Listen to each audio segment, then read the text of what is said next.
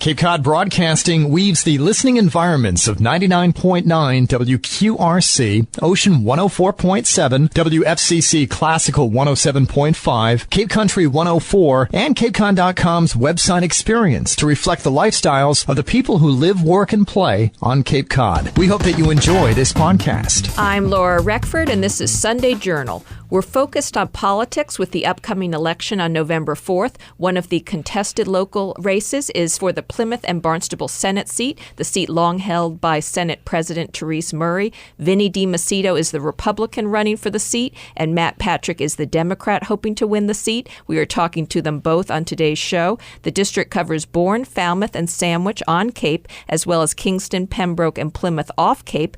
Vinny DeMacedo, welcome to the show. Thank you for having me, Laura. Appreciate it. Let's start with you introducing yourself to voters. Well, just a little bit about my background. First, I've been the state representative in the town of Plymouth for 16 years. But before that, I had been a small business owner. And I still am a small business owner.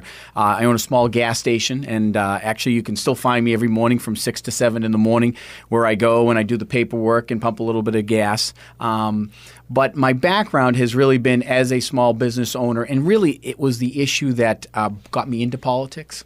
And so I've realized that over the years, the role the government played, it inspired me to get involved in the political process. And so that's kind of how I started. And since that time, I've tried to take what I believe is a financial sense and a background in the legislature. I've served for 12 years as a ranking minority member on the Committee on Ways and Means, which is probably the biggest thing that we do in the legislature, which is the budget.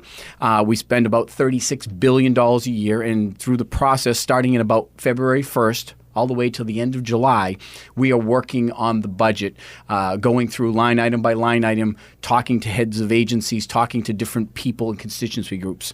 And that's really been my background and my strength as a legislator over the past 16 years.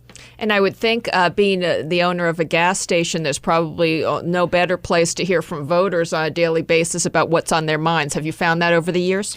And it's funny you say that. It's absolutely why I've stayed in running my business, because you really get to hear from people from all different backgrounds, from all different financial backgrounds, that what's happening, what are they concerned about, what's happening in the real world. 16 years in the legislature, if you're just up there, with all due respect, you only hear from people that need something or want something from government, if that's the only world you're in.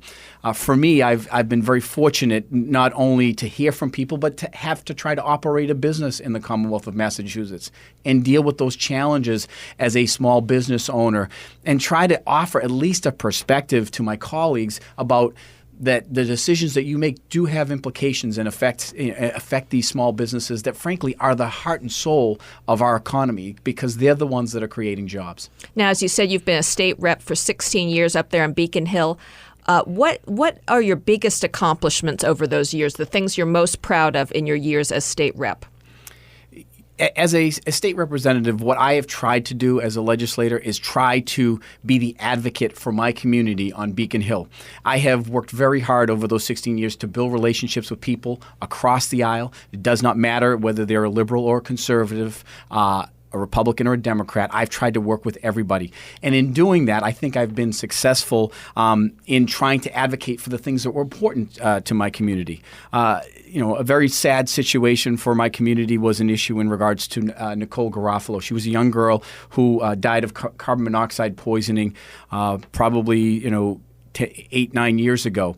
And the family came to me after that because they were so horrified, and they didn't want that to happen to anyone else. And they asked me if I would go and try to change the law in regards to carbon monoxide poisoning. And I, along with the Senate President, who is also from Plymouth, worked together, and I shepherded a piece of legislation through the House, as she did through the Senate, and worked closely with the fire marshal and the public safety, and put together a piece of legislation that I know for a fact has saved people's lives. I know for a fact that we now have carbon monoxide detectors required in every building and every dwelling, has saved people's lives. And to be honest with you, that's probably one of the things that I can look to legislatively that I can say that I'm most proud of. But there's also a whole host of little things that are small things that probably don't won't make it on the radio, they won't make it in the newspaper, but they're significant to people, and it's being that constituent advocate for the people that I serve. Now, you've been a state rep. Why would you like to be in the state Senate? Well, obviously, when you're moving from 160 members to 40 members, your influence increases, your ability to work with different communities increases, and I frankly think that knowing the district as well as I do, I believe that I have what it takes to take that next step. I grew up in Kingston, which is in the district. I went to Silver Lake, which is encompasses Pembroke. My business is in South Plymouth, which borders Sagamore Beach, and so that's in Bourne. So I understand this district very well, and frankly, because I'm from Plymouth, it's a tourism town. That is our life and blood. It supports our economy, and the reality is that's the same as it is here in Sandwich and in Bourne and in Falmouth. Tourism is the economic engine. I have been fighting for tourism for 16 years as I've been in the legislature, and I think that I'm going to be able to take what I've done there and work and help and assist in this particular area, because I am very passionate about this. And I've worked with my colleagues. I work very closely with Sarah Peak, who's from Provincetown, who understands, small business owner herself. She gets it. She knows what tourism's about. We worked very closely over the years on some issues specifically regarding tourism and funding for regional tourism councils. And so I think there's so many issues that we have the same. I think the problems that I've seen, they don't stop at the bridge. With a heroin epidemic, it doesn't stop at the bridge. Frankly, I wish it did, but it doesn't. It's spreading like wildfire, and we have to work on that together. The issues of local aid are challenges that we have in Plymouth, and the challenges that we have over the bridge. And as I talked about economic development and the importance of economic development and making Massachusetts more affordable, they're very similar concerns. So I think we have a lot in common, and I think that my 16 years of experience in the legislature and my 16 years of relationships that I've built it will help the district. I'm Laura Reckford, and this is Sunday Journal. We're talking to candidates in local races in advance of the November 4th election, and I'm talking today with Vinny DeMacedo, who is running for state senate in the Plymouth and Barnstable district. You've mentioned a couple of the big issues in the district. What are some of the other pressing issues that you think you could help with if you were elected to the state senate? Well, here on the Cape, one of the biggest issues I think we all know about is the issue of wastewater and the challenges that wastewater presents to this area. It's such a unique area, and because of that, we have people that come from all over the Commonwealth of Massachusetts in the summertime. So we on the Cape will increase our population almost 3 times. And because of that, you have a wastewater issue that is something that has to be addressed. And I know that to be the case, and I know that each community is trying to work with, their communities to try to find an answer. But I do believe that this is something that has to be done regionally. It needs support from the federal government, needs support from the state government, and support from the local government. That's something that I've been very good at. I've been able to work with people to try to find and advocate and find pools of resources that can assist. And I also understand in that issue, we need to work with people that understand the science of it, that have spent time on it. And for that reason, I went and met with Paul Neswicki, who has spent a great deal of time on this issue. And he has outlined and spent time putting together a rational and reasonable plan that obviously is, to some would suggest, expensive. It's less expensive than it was, but it's a rational and reasonable way to look at this issue. And for me, what I'm going to try to do in that regard is I'm going to be the advocate that goes up to Beacon Hill and tries to make the case that this problem isn't just a Cape Cod problem. This is a Massachusetts problem. And frankly, the federal government needs to, step up as well, because people come from all over and they take advantage of our beautiful resources that we have here. I mean, it's one of the most beautiful coastlines in the country, if not the world. And so that's why people come here. But we have to manage that. And if we don't manage that, it's not going to be that beautiful resource that we have now.